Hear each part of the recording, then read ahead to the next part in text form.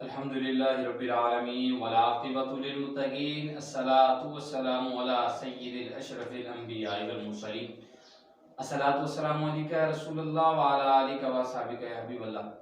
آج انشاءاللہ العزیز قرآن پاک کے حوالے سے چند چیدہ چیزیں اور جنرلی معلومات آپ کی خدمت میں پیش کر رہے ہیں۔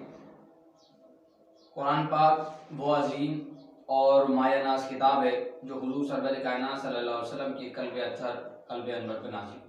یہی وہ قرآن تھا کہ جس کے بارے میں ذکر ہوا کہ لو انزلنا ھذا القرآن علی جبل لرأیتہ خاشعا متصدعا من خشیۃ اللہ۔ یہ قرآن اگر پہاڑوں پر نازل کرا جاتا تو وہ اس کے خوف سے ریزہ ہو جاتے، مٹ جاتے، ختم ہو جاتے۔ اللہ نے اسی قرآن پاک کو اپنے محبوب کے قلب اطہر پر نازل کرا۔ ابھی قرآن اتنا سال اتنا آسان ہو گیا، اس کا معجزہ یہ بن گیا کہ اب اسے بچہ یاد کر لیتا ہے۔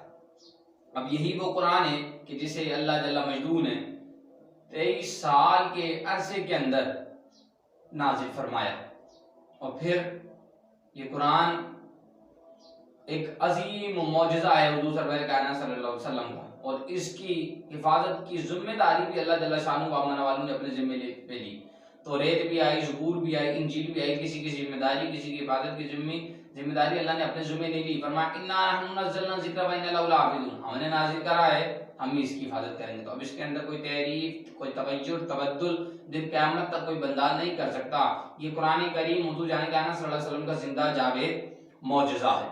اب قرآن کریم کے اگر سورتوں کے اندر غور کیا جائے تو قرآن کی سب سے بڑی سورت ہمیں سورہ بقرہ نظر آتی ہے، اور پھر اگر قرآن کی سب سے چھوٹی سورت پر ہمیں نظر کریں تو پھر ہمیں قرآن کی سب سے چھوٹی سورت سورہ کوثر نظر آتی ہے۔ اور پھر یہ قرآن پڑھنے کا انعام ہے بندے پر کہ جب بندہ قرآن پڑھتا ہے تو اس ایک حرف پر علماء فقہا فرماتے ہیں کہ ایک نیکی ملتی ہے، اور وہ ایک ہی نیکی 10 نیکیوں کے برابر ہوتی ہے۔ اگر ہم نے الف لام میم پڑھا تو آیا اب یہ الف لام میم پڑھنے پر ہمیں 3 نیکیاں ملیں گی جو 30 کے برابر ہوں گی، اور اگر تھوڑا سا ڈیپ میں جائیں، تھوڑا سا اندر جائیں تو اگر ہم الف لکھیں گے تو ہمیں الف لکھنے میں 3 ورڈ کا استعمال کرنا پڑے گا۔ ہم لام لکھیں گے تو لام لکھنے میں بھی ہمیں 3 ورڈ کا استعمال کرنا پڑے گا۔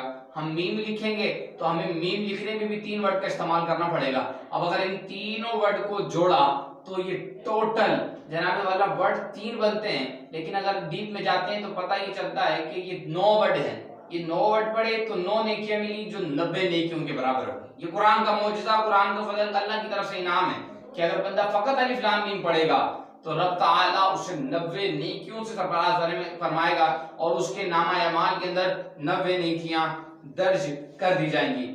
فرمایا قرآن کی ایک آیت کا حفظ کرنا ہر عاقل و بالغ مرد پر فرض ہے، لازم ہے کہ وہ ایک آیت لازمی حفظ کرے۔ ایک سورت کا یاد کرنا، سورہ فاتحہ کے علاوہ بندے کا اس کو یاد کرنا واجب ہے، اور قرآن پاک کا حفظ کرنا مسلمان مومنین پر فرض کفایہ ہے۔ اگر کوئی ایک بھی حفظ کر لے گا قرآن کو تو سب پہ سے اس کا ذمہ اٹھ جائے گا۔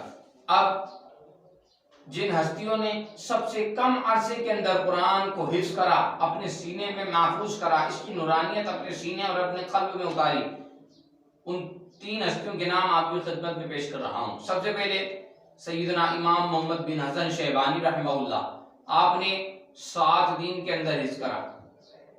دوسرے نمبر پر امام عاشقہ موقع کے دوران علامہ زمان فخر العیاں کثیر الاحسان معتمد عالمہ امام احمد رضا فاضل بریلوی نور اللہ مرقدہ نے ٹوٹل 1 مہینے، کیونکہ آپ مغرب کی نماز کے بعد دہراتے تھے اور عشاء کی تراویح میں سنا دیتے تھے، یہ 1 مہینہ مطلقاً لکھا ہے، ورنہ اگر غور کیا جائے تو امام عاشقہ نے ٹوٹل 26 دن کے اندر قرآن پاک کو اپنے سینے کے اندر پیوست کر لیا، اتار لیا، اس کی نورانیت اور اس کا نور اپنے سینے کے اندر محفوظ کر لیا۔ اور سیدنا معصوم نقشبندی رحمہ اللہ نے 3 مہینے کے اندر قرآن پاک کو حفظ کرا۔ تو یاد رکھیں جب بھی بندہ مومن قرآن کی تلاوت کرتا ہے اور قرآن کی تلاوت کرتے کرتے وہ آیت سجدہ پر آتا ہے، اللہ کا حکم پاتے ہی وہ سجدہ کرتا ہے، تو سب سے زیادہ شیطان روتا ہے، سب سے زیادہ ابلیس روتا ہے کہ اس نے سجدہ کیا یہ جنت میں جائے گا۔ میں نے سجدہ نہیں کیا میرا مقدر جہنم بن گئی. تو قرآن پڑھا کریں, جیسی سجدے کی آیت آئے فوراً سے سجدہ کیا کریں کہ باری تعالیٰ ہم نے تیرے حکم کے آگے سر کو جھکا دیا.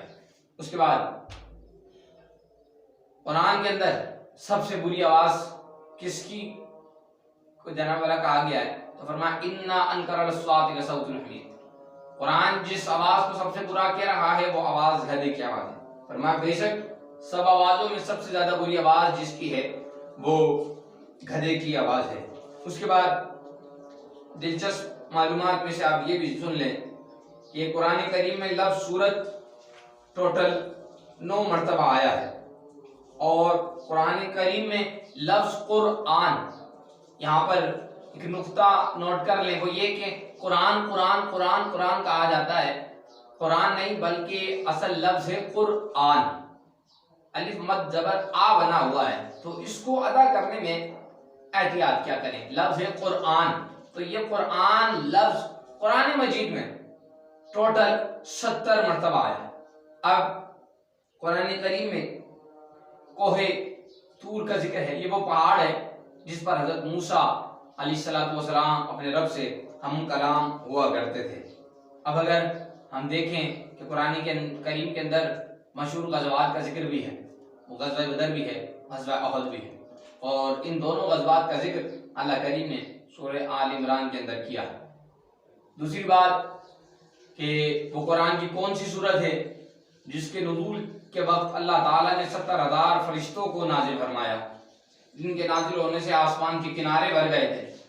وہ سورت سورہ انعام ہے کہ جس کے نازل ہوتے وقت اترتے وقت اللہ نے 70,000 فرشتوں کو دنیا کی طرف بھیجا تھا, اس کی وجہ سے آسمان کے کنارے بھر گئے تھے. اب اگر ہم قرآن کے اندر اور غور کریں تو ہمیں ایک سورت مکی ملتی ہے, ایک سورت مدنی ملتی ہے. جو مکے میں نازل ہوئی وہ سورہ مکیہ بن گئی, جو مدینے میں نازل ہوئی وہ سورت المدنیہ بن گئی.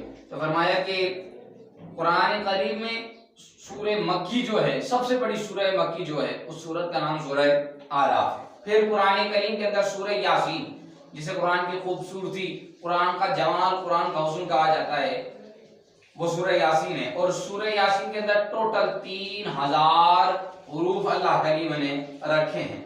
اور پھر یہ یاد رکھیں کہ سورہ واقعہ, یہ بس آخری چیز آپ کی خدمت میں پیش کر رہا ہوں, سورہ واقعہ جس کو پنج سورہ کے اندر بھی شامل کیا جاتا ہے, یہ وہ صورت ہے کہ حضور جان گانا صلی اللہ علیہ وسلم نے فرمایا کہ جب بھی بندہ اس پر استقامت اور پابندی حاصل کر لے گا تو اس کے گھر کے اندر کبھی فاقہ نہیں ہوگا, اس کے مال کے اندر کبھی کمی نہیں ہوگی. تو یہ قرآن کے فضائل اور اس سے جڑی ہوئی کافی باریک چیزیں میں نے آپ کی خدمت کے اندر پیش کی ہیں. اللہ جل شانہ و امن والوں سے دعا ہے کہ باری تعالیٰ ہمیں قرآن کو سمجھ کر اس پر عمل کی توفیق عطا فرمائے.